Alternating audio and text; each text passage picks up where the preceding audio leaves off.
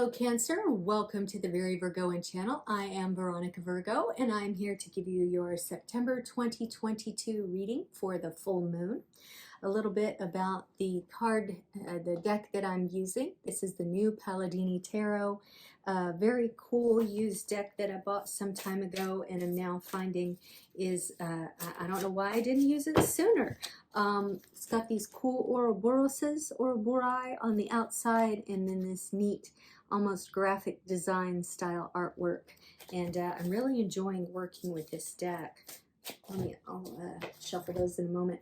Also be working with this beautiful, almost watercolor-esque artwork from the Moonology Oracle, which will provide some context, and then wrapping everything up with the tarot dice. Now, a little bit about the full moon cycle. Moving from new moon to full moon is a time of generation, building, expansion, manifestation, those sorts of things. And then that all comes to a culmination at the full moon.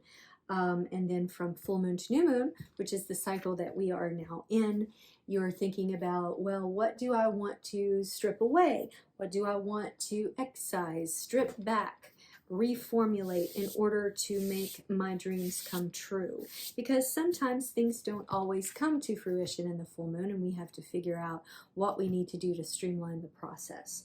So you'll want to think of that as we move forward in this reading, which is a 3-card reading: your immediate past, your present, and your immediate future. Let's get started, Cancer. You have the 5 of Cups. So cups are typically about love, not always, but usually. And this is about some sort of loss or disappointment that you have recently or are currently experiencing. Perhaps you just broke up with someone, probably not of your own choosing, or you found out some stuff about the person you love that is deeply disappointing. One thing that you do want to note, though, in this card is that this person is like disappointed and viewing these turned over cups, but there's 2 full ones behind him or her. So sometimes you get blinded by the grief that you're feeling, and you need to take a look at what reserves you do have, because there's still 2 full cups there waiting for you. All right, Cancer, number 2, King of Swords. So the King of Swords is a big picture kind of guy. I say guy, but this is genderless, okay? We assume kings are gendered, right? And he does have a mustache, so. Anywho, big picture guy. He's a leader. This is someone who has overcome many, many challenges. Swords cards are by nature air, but this is a card that is actually ruled by both Cancer and Leo. So it's kind of a water and fire card, even though swords are air. So it's encompassing almost everything but earth in it. So it may be that you need to employ other parts of yourself to get past this disappointment and to find yourself empowered rather than drowning in your own sorrows. That's what I'm seeing here. Let me just move that down so you can see those a little better. I actually have one reading where my cat isn't on the table. It's very nice, very nice. All right, see what your 3rd card is here. Ace of Rods. Rods correspond with wands, and aces are always about some sort of creation or manifestation or opportunity. This one in particular, because it is correspondent with wands, has to do with ideas, inspiration. Also could see it as like willpower or like a desire to create. You see this like sprouting sort of thing that's coming out. So what I'm seeing, Cancer, is the opportunity to take this loss that you're feeling and create something out of it. Put some fire in your bones. And, you know, through this sort of empowered feeling, and maybe create some art, painting or drawing, specifically just seeing this sort of tool in the hand, but it could be whatever form of art that you find satisfactory or that, you know, you feel good doing. And it will help push you through this period. Hi, Harry. I spoke too soon.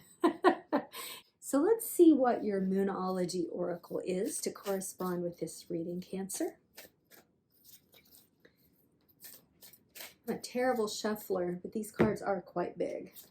All right, nothing is yet set in stone. So you know what? It may be that this relationship isn't entirely done.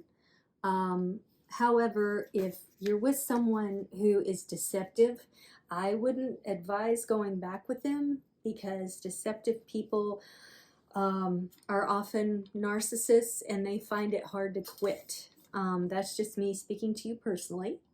However, if this is something where it is a forgivable offense, or maybe you did the breaking up and now you're regretting it, that there is a chance that this can be reconciled.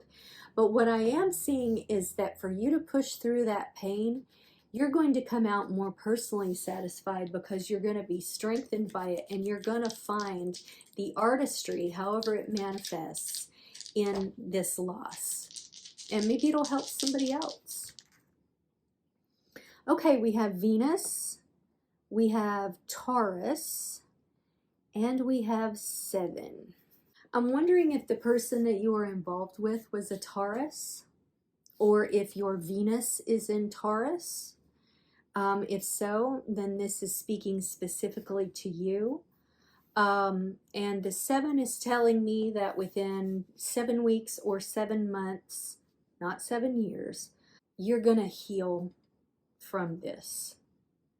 You're going to start to feel like yourself again. But in this period of loss, and we're in this period of winnowing down, you know, maybe this is all in divine timing. It's happening exactly when it should. But know that by pushing through this, in 7 weeks' time, you're going to feel very strong and assured, especially if you're a male. I mean, this is pretty phallic, right? Maybe you'll find a new love. So that's what I have for you today. Cancer is a little bit shorter reading than normal, but I'm feeling really good, and Harry's already blocking it with his bum, so I think I think we are done today. I hope you enjoyed your reading. Please like, comment, and subscribe. Make sure you watch your Mercury retrograde reading as well to give this more context, and I'll see you soon on the flip side.